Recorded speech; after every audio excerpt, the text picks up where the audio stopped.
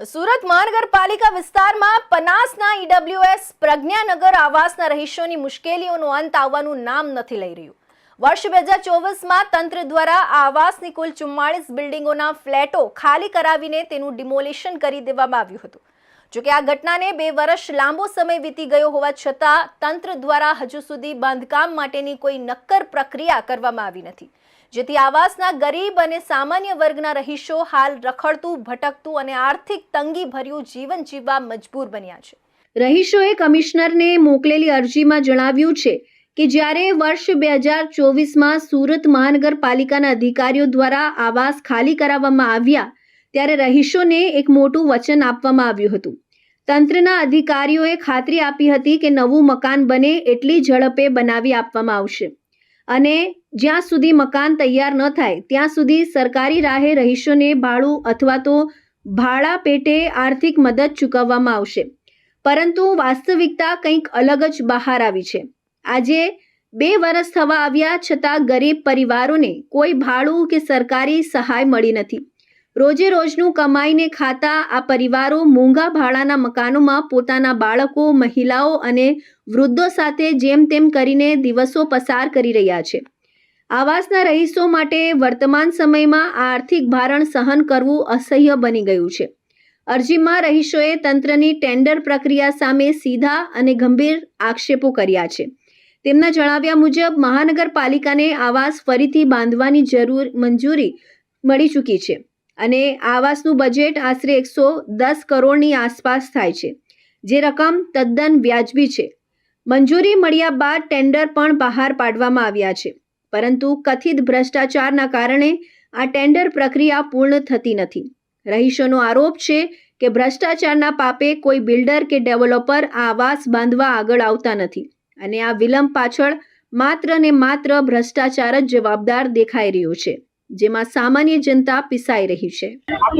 રાજેશભાઈ, કઈ જગ્યાથી આવ્યા છો અને શું રજૂઆત છે? અમે પ્રજ્ઞાનગર આવાસ સિટી લાઇટ રોડ પનાસ ગામથી આવ્યા છે। અમારા મકાન 2 વર્ષ પહેલા ખાલી કરાવ્યા હતા। 2 વર્ષથી અમને કીધું કે રીડેવલપમેન્ટમાં તમારા મકાન બનાવી આપીશું। આજે 2 વર્ષ થઈ ગયા, નથી અમારું ભાડું આવ્યું, નથી કોઈ બિલ્ડર નક્કી કરતા। અમે 2 વર્ષથી પોતાના ભાડે રહીને ગમે ત્યાં રહીને રહીએ છીએ। 8-10 હજાર બહારથી ભાડું ભરીને બધી ગરીબ પ્રજા છે। અત્યારે શું રજૂઆત લઈને આવ્યા? અત્યારે સાહેબ કમિશનર સાહેબશ્રીને એ જ રજૂઆત કરવા માટે આવ્યા છે કે અમારા મકાનનું વહેલી તકે નિરાકરણ લાવે, વહેલી તકે અમારે ભાડું ચાલુ થાય ને અમને મકાન બનાવી આપે જલ્દી। મારું નામ પટેલ પૂર્ણિમાબેન છે। કઈ જગ્યા અને શું રજૂઆત લઈને આવ્યા છો? અમે પ્રજ્ઞાનગર પનાસ ગામથી આવ્યા છીએ। શું રજૂઆત છે? અમને અમારા ઘર તોડ્યાને 2 વર્ષ થઈ ગયા છે, હજી સુધી અમારું નથી ભાડું આપતા કે નથી અમારું કઈ ટેન્ડર પાસ થયું। અમે જેટલી વાર પણ આવીએ ને તેટલી વાર બસ ખાલી એટલું કહીને અમને મોકલી આપે છે કે તમારું ટેન્ડર પાસ થઈ જશે, પણ હજી સુધી અમારું ટેન્ડર પાસ થયું નથી કે ના તો અમને હજી સુધી ભાડું કોઈ ચૂકવણી કરી નથી।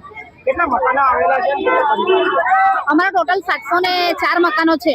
કઈ રીતની હાલાકી તમને અત્યારે સામનો કરવી પડી? હમણાં બધાને બહુ તકલીફ છે, કેમ કે બધા પોતે ભાડેથી રહી છે। હવે તો છોકરાઓને શિક્ષણ પણ અટકી ગયું છે ભાડાના લીધે। અમે લોકો એટલા હેરાન। પ્રજ્ઞાનગર આવાસના પીડિત રહીશોએ સુરત મ્યુનિસિપલ કમિશનર સમક્ષ નમ્ર અરજ કરતા 2 મુખ્ય માંગણીઓ રજૂ કરી છે। જ્યાં સુધી પ્રજ્ઞાનગર આવાસનું નવું બાંધકામ સંપૂર્ણપણે પૂર્ણ ન થાય અને રહીશોને તેનો કબજો ન મળે ત્યાં સુધી સરકાર દ્વારા નિયત કરાયેલું માસિક ભાડું રહીશોને ચૂકવવામાં આવે।